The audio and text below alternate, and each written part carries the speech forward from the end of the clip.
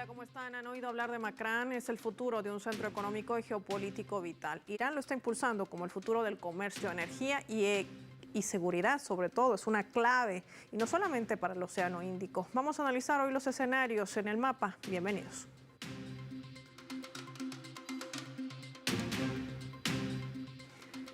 Les proponemos desplegar por ello nuestro mapa y revisar algunos datos claves para entender todo este panorama. Ahí lo tienen, región de Macrán, crecimiento y desarrollo. Vamos a desplegar nuestro mapa mundi. Identificamos de color verde a la República Islámica de Irán, y es que el gobierno del presidente lo tienen en la fotografía. Masoud Pezeshkian ha anunciado sus planes para trasladar la capital de Teherán a la ciudad más grande del país, situada en el norte.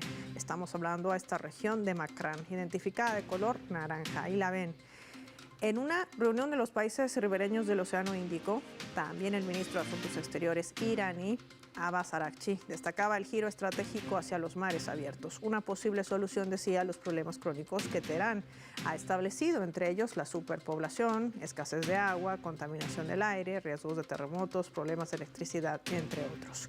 Macrán está situada en una zona costera de la provincia de Sistán y Baluchistán, en el sureste de Irán. Se extiende a lo largo del Golfo de Omán y comparte frontera con Pakistán. Es una de las regiones menos desarrolladas del país, pero ofrece perspectivas reales de crecimiento económico e inversiones. Abarca más de 1.000 kilómetros de costa, incluye la zona industrial y de libre comercio de Charbahar. Ustedes se acuerdan de ese puerto que hablábamos en otro programa del mapa, que es estratégico. Tiene además una población de tan solo 500.000 habitantes y la mayoría se encuentra en la bahía de Charbahar. Además, otro dato, desde el año pasado se inició la construcción de la planta nuclear iraní Hormuz cerca de Bandar Sirik, al oeste de Macrán, que tendrá una capacidad de generación eléctrica de 5.000 megawatts, que va a reforzar la infraestructura energética de la región y a su vez albergará depósitos de cromita. ¿Qué representa esto? También lo vemos en nuestro mapa.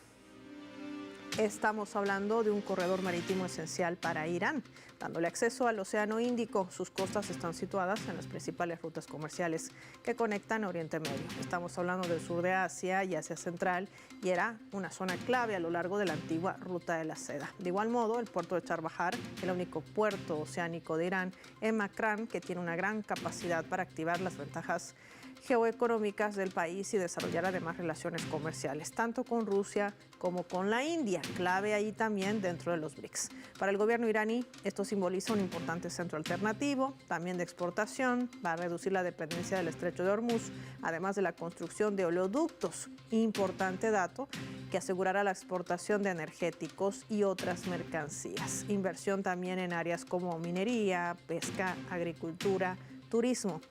¿A puertas de qué estamos? ¿Qué representa este movimiento? Hoy lo analizamos con nuestros invitados.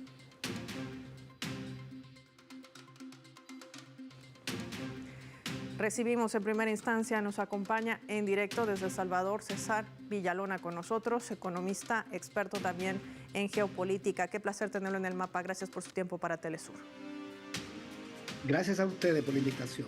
Señor Villalona, Macrán, qué interesante proyecto para un país que además es sancionado por Occidente, pero que al mismo tiempo tiene una visión más abierta. ¿Qué representa este paso para Irán y para el resto del comercio global?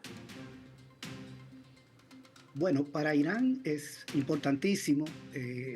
Es un centro ya alternativo de exportación para ellos, para reducir incluso la dependencia del estrecho de Hormuz, donde pasa buena parte de los combustibles. Irán ha estado haciendo inversiones importantes en ese puerto y en otros puertos, empresas hidroeléctricas, y aún incluso si se cerrara el estrecho de Hormuz por una razón geopolítica, ellos podrían mantener un flujo importante de comercio. Esta es una parte clave. Están haciendo también oleoductos que van desde el mar Caspio, ya en el norte, hasta la costa de Macrán. Eso va a ayudar a reducir los costos del transporte de energía, incluso moviéndose hacia la India, pasando por Pakistán. Es una enorme cantidad de mercancía que Irán puede mover por toda esa zona, y también están tratando de construir ciudades. Creo que son 27 centros urbanos que quieren construir, con más de 20 millones de personas. Es decir, que eso se va a desarrollar. Y todas esas inversiones en energía, en construcción naval, agricultura, incluso desarrollo del turismo, le va a dar un potencial. Irán se convierte como un centro de tránsito entre Asia y Europa. Líneas de ferrocarriles que conectan con Pakistán. Irán está en el medio, hacia la derecha Pakistán hasta la India, y hacia la izquierda llegando a Turquía y a Europa. Es decir, tiene una posición estratégica. Además de ser un país que tiene la segunda reserva mundial de gas y la quinta de petróleo, y ser una economía muy poderosa, es como la economía 42 del mundo, tiene una producción importante. Pero también es muy importante para Rusia y para China.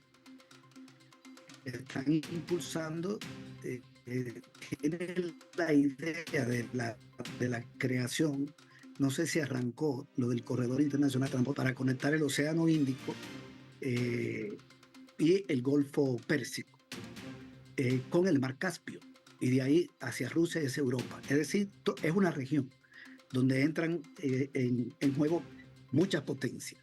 Para la India también es muy importante porque es la entrada hacia Central, eludiendo incluso, puede eludir a Pakistán. Hay que tomar en cuenta que la India está en el BRIC, Irán también está en el BRIC, Rusia y China. Pakistán no está en el BRIC. Entonces, todo esto es parte de un esfuerzo de conexión de rutas comerciales, de desarrollo de la energía, del transporte, de la mercancía, para darle un mayor despegue a esa región. En su competencia siempre con Europa, con Estados Unidos. Entonces trasciende los intereses de Irán. Hay que tomar en cuenta que por el Océano Índico, este es otro dato, se mueve el 30% del comercio mundial.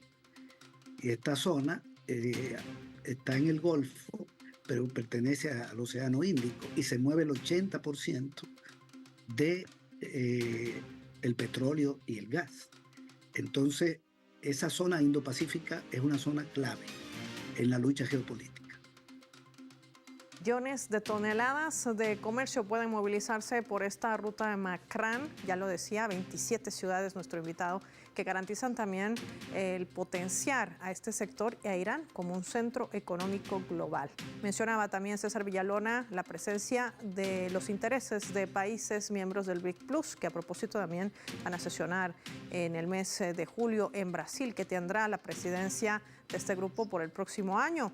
Pero en medio de esto, ¿cómo afectará a los planes de Occidente, tomando en cuenta también las amenazas que ha lanzado últimamente el presidente de Estados Unidos, Donald Trump, en esa lectura también geopolítica? Bueno, ese es un golpe para Estados Unidos.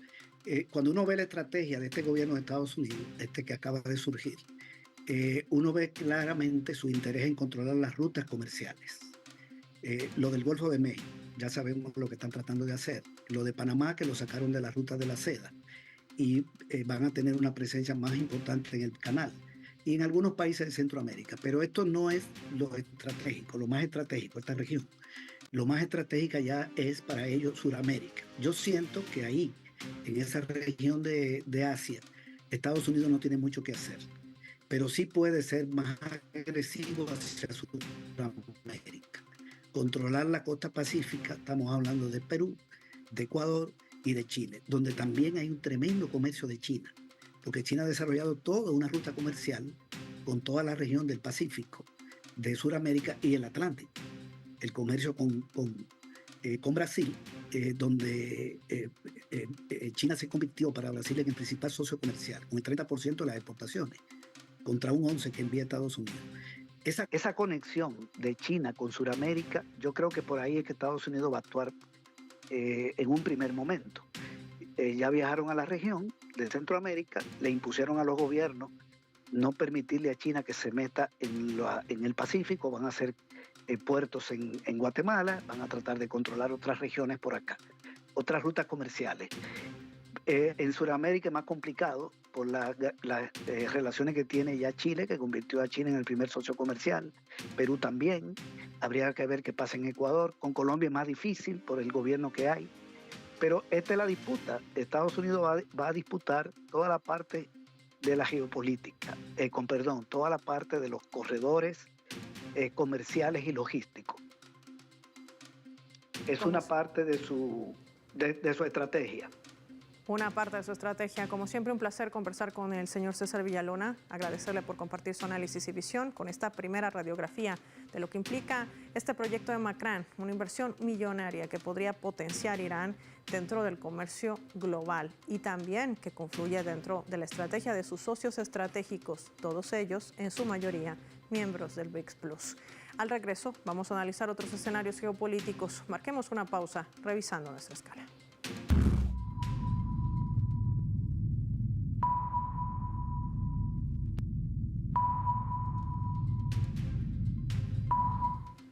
Esta vez a través del portal web de IRNA, esta agencia de noticias que está titulando de la siguiente manera. Vamos a colocarlo en la pantalla del mapa. La agencia de noticias de la República Islámica de Irán. Dice: cancilleres de Irán y Rusia se reúnen en Teherán. El canciller Lavrov de Rusia viajó a Teherán con el objetivo de ampliar las relaciones bilaterales y discutir sobre los mecanismos de implementación del Acuerdo de Asociación Estratégica Integral entre ambos países, en respuesta a una invitación que le hizo el canciller Araghchi.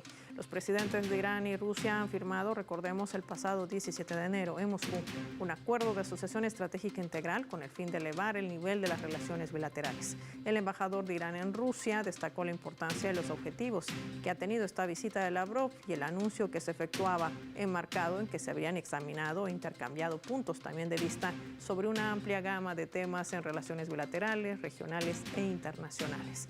El Ministerio de Exteriores de Rusia, por su parte, en un comunicado de prensa, señalaba que las partes intercambiaron puntos de vista sobre varios temas, incluida la situación en Siria, el Cáucaso, Afganistán, Yemen, el Golfo Pérsico, el proceso de solución en Oriente Medio, la cuestión del Mar Caspio y la situación de la relación con el Plan Integral de Acción Conjunta sobre el programa nuclear iraní. Esta es una clave fundamental en medio también de los anuncios que hacía el presidente de Estados Unidos, Donald Trump.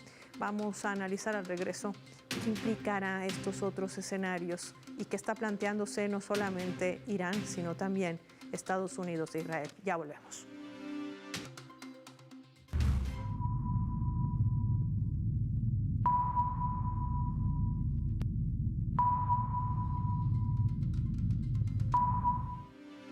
Vamos a sumar otro elemento también para el análisis a través de la fotografía. Estrechándose las manos, ven allí al canciller de Venezuela, Iván Gil, y el canciller de Irán, Sayed Abbas Araghchi.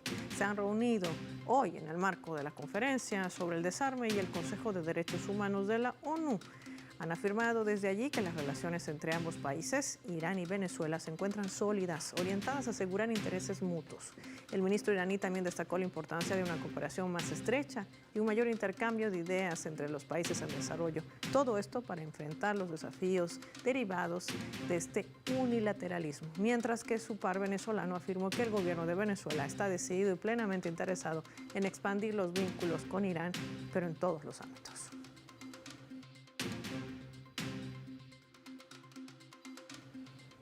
Vamos a analizar este escenario.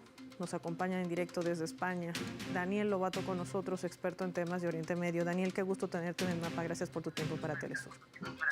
Un placer estar contigo, Paula, y la audiencia de Telesur. Gracias. Daniel, cuando hablamos de proyectos tan grandes como Macron, inversión, comercio, turismo, la creación de oleoductos, garantizar la seguridad energética en medio de estas disputas globales, no podemos dejar de mirar esa fotografía. Reuniones con Venezuela, reuniones con Rusia, reuniones con China.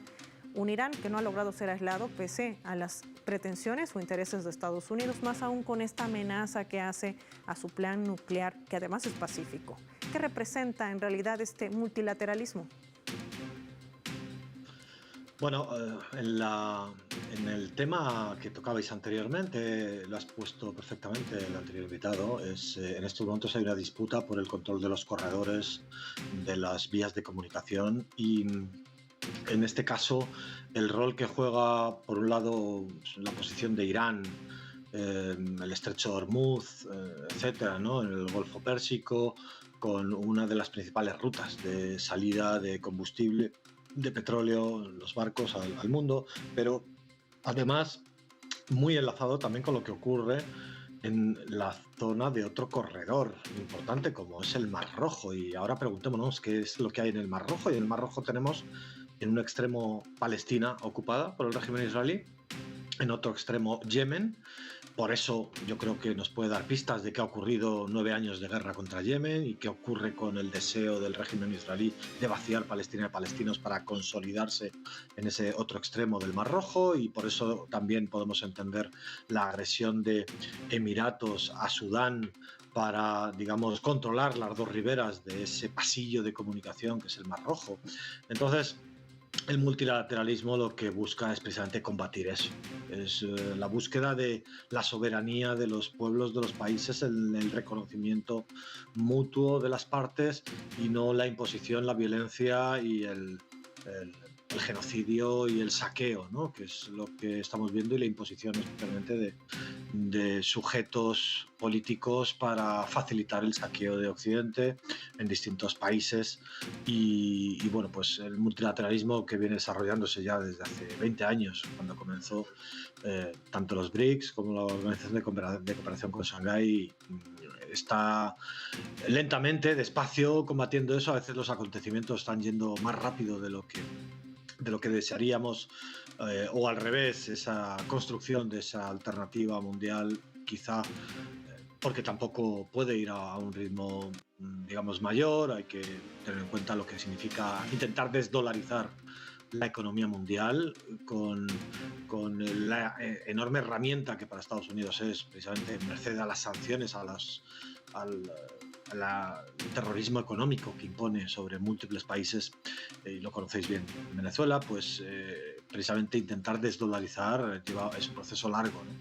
Y en ello están, y en ese multilateralismo y en ese intentar contrarrestar la hegemonía unipolar de Estados Unidos y sus subordinados europeos, pues está ese proyecto que, al margen de que no responda a un proyecto, digamos, emancipador, basado en nuevas reglas de justicia social, etcétera, pero lo que sí establece son unas reglas de trato entre los sujetos políticos del planeta, entre los estados, ya digo, de respeto, de soberanía y de libre decisión sin imposición, ¿no? Y eso me parece que es un paso gigantesco en los tiempos en los que estamos, de la guerra y la devastación.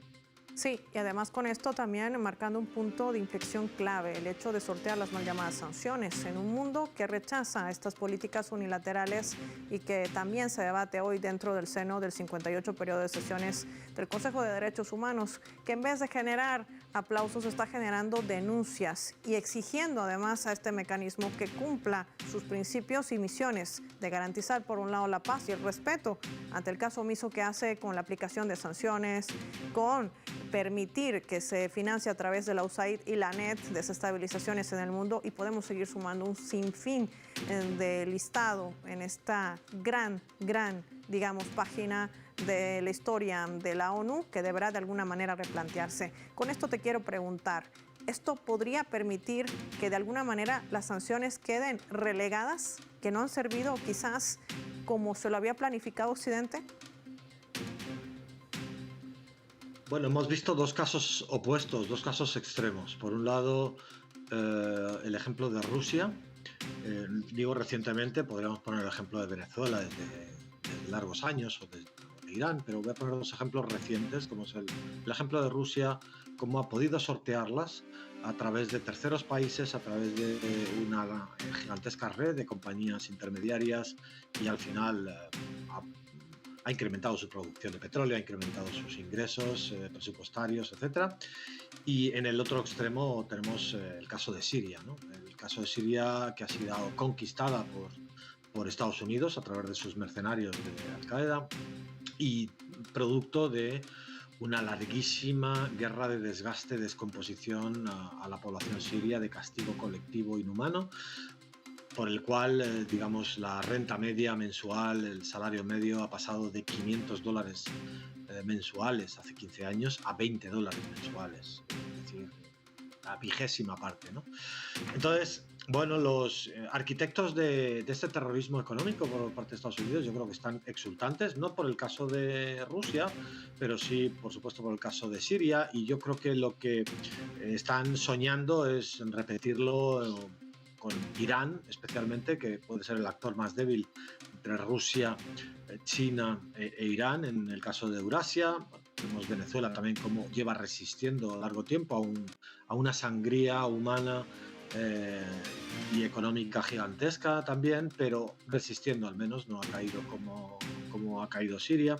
Y yo creo que ahora esos ingenieros del terrorismo económico de Estados Unidos, gracias a esa primacía, a esa hegemonía del dólar, que es la que se busca a toda costa desbancar, y un dólar además que no está basado en el oro, sino simplemente en las flotas nucleares de Estados Unidos y en la máquina de fabricar billetes.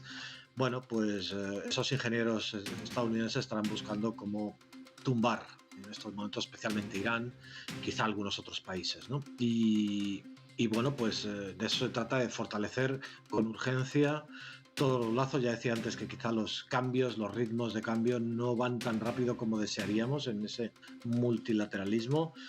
Yo espero que, en vista de cómo se están precipitando los acontecimientos en esa guerra mundial que hay en esa zona de Oriente Medio y África del noreste, por ese control del Mar Rojo, ese genocidio en curso en Palestina, también en Yemen, como van a buscar próximamente de nuevo reactivar la agresión a Yemen, pues el multilateralismo, y en este caso la faceta económica, también la faceta militar, que se ha visto muy exitosa entre Irán, Rusia, esa cooperación, etcétera, pero la faceta económica tienen que acelerar mucho más con las transacciones bancarias, asegurarlas al margen del SWIFT europeo, las criptomonedas seguras para los BRICS, y otro patrón de divisa económica basado en recursos, alimentos, materias primas, y no basado en Netflix y digamos en la sexta flota, ¿no? Entonces, bueno, esperemos que vaya más rápido todavía, si cabe, de lo que estamos presenciando, y que se pueda materializar cuanto antes esa alternativa real a la hegemonía del terrorismo económico norteamericano. Que además viene de la amenaza latente que siempre ha manejado no solamente Estados Unidos y que no ha bajado el tono ni con la llegada de Trump, y también de la mano de Israel. Me gustaría compartir contigo, Daniel, nuestra leyenda.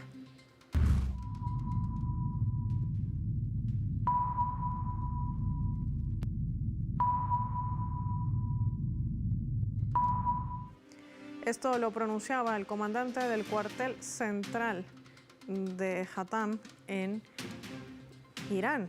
Lo vemos allí. Gholam Ali Rashid decía: advertimos al régimen sionista y a Estados Unidos por su apoyo total a Israel. Cualquier amenaza del régimen sionista contra los intereses de la nación iraní se va a evaluar en función del pleno apoyo de Estados Unidos a Israel, decía, y recibirá una respuesta dura y decisiva por parte de las Fuerzas Armadas iraníes. Gholam Ali Rashid, Daniel, marcaba un punto clave. Irán está preparada ante cualquier amenaza que pueda representar para su seguridad territorial y de sus ciudadanos Israel. Esto más allá de sus acuerdos, acercamiento y relaciones que mantiene con Rusia y también con China, que es una clave también para poner sobre la mesa. Sí, hay que entender que Donald Trump, en el primer mandato, él hace una lectura simplista de cómo está la situación en Oriente Medio, y con aquellos acuerdos Abraham, él piensa que puede relegar la gestión de Oriente Medio a Israel y a sus súbditos de las monarquías de los regímenes árabes, Arabia Saudí, Emiratos, Bahrein, etcétera, ¿no? Aquellos que suscribieron los acuerdos Abraham.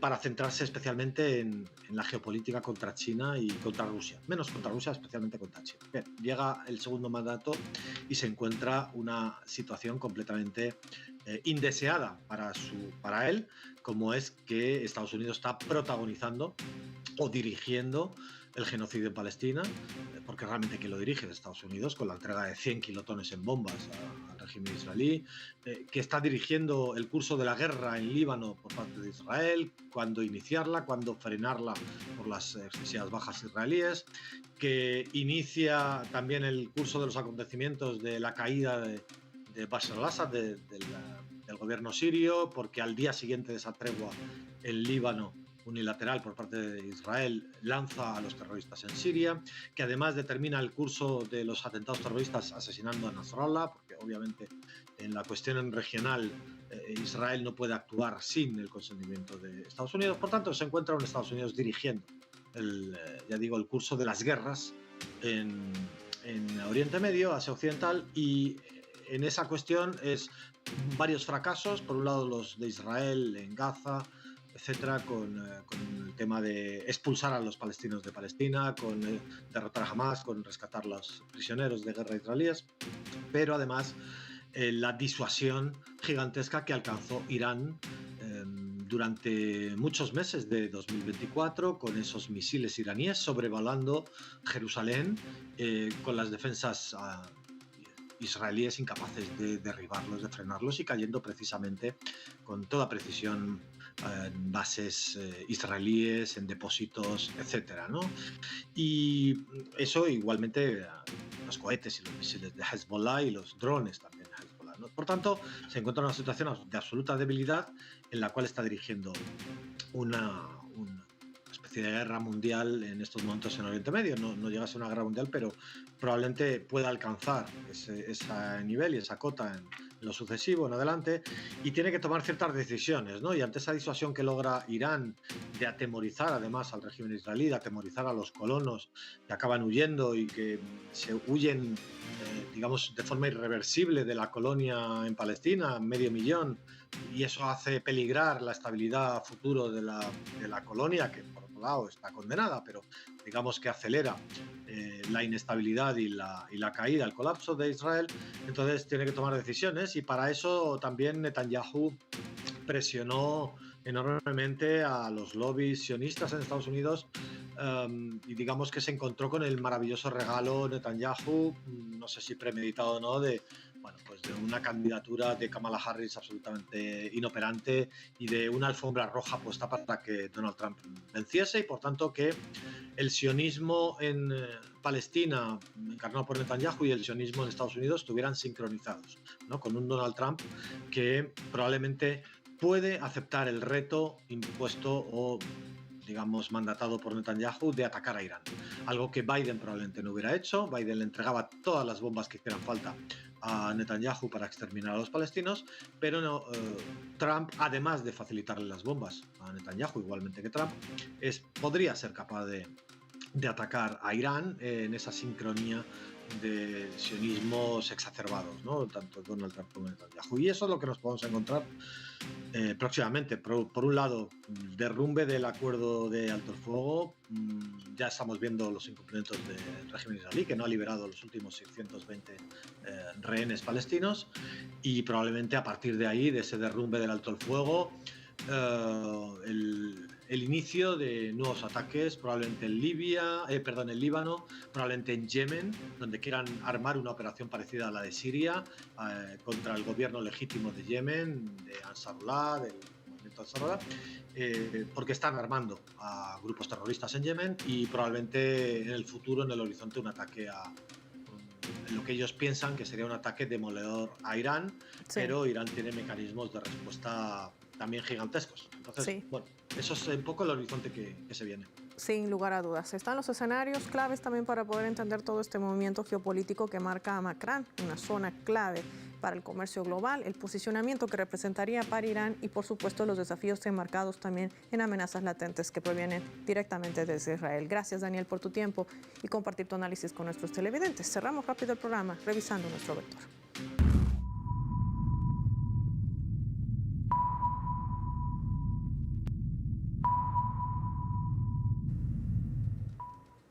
Nuestro radar en el mapa nos refleja las tres claves sobre este tema. 1. Makran se está convirtiendo en una encrucijada clave del comercio global, una evolución que no ha pasado desapercibida para las grandes potencias mundiales. Ese potenciamiento que le da a Irán permitirá impulsar proyectos portuarios estratégicos que también generarán el crecimiento económico, crearán miles de empleos y atraerán inversión extranjera, una muy buena manera de sortear las mal llamadas sanciones. 2. multilateralidad.